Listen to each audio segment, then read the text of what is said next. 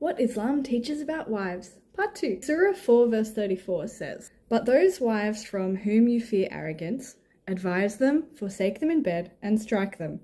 But if they obey you, seek no means against them. Indeed, Allah is ever exalted and grand."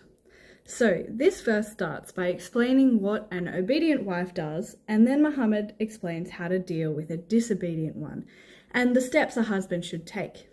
First, he should tell them off. Then he should give them the silent treatment in bed, as if that would work. And lastly, he should hit them. It sure sounds like this verse is condoning domestic violence, saying that, in fact, good Muslim men are righteous for beating wives that might possibly be thinking about being disobedient. Now, that's a very serious and horrific thing for it to be doing. So let's check that I'm interpreting it correctly by going to some early Muslim scholars.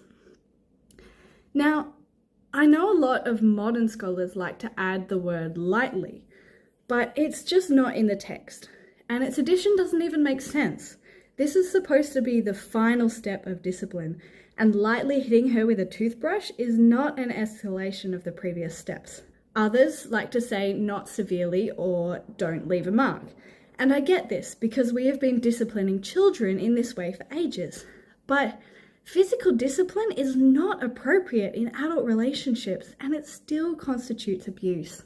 It is narrated that the context for this verse is that this guy hit his wife in the face, and so her father was mad about it and went to Muhammad seeking retaliation, to which these verses were revealed and retaliation was suspended.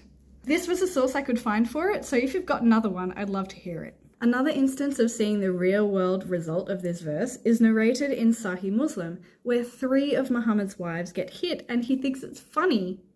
So Umar finds Allah's apostle sitting sad and silent and tries to make him laugh. So he goes over to the daughter of Khadijah and slaps her in the neck. And Allah's messenger laughed. And then Abu Bakr goes over to Aisha and slaps her in the neck. And then Umar goes before Hafsa and slaps her, saying, "You ask Allah's messenger which he does not possess." We also know that the kind of hitting that was taking place was not light and that it did leave marks.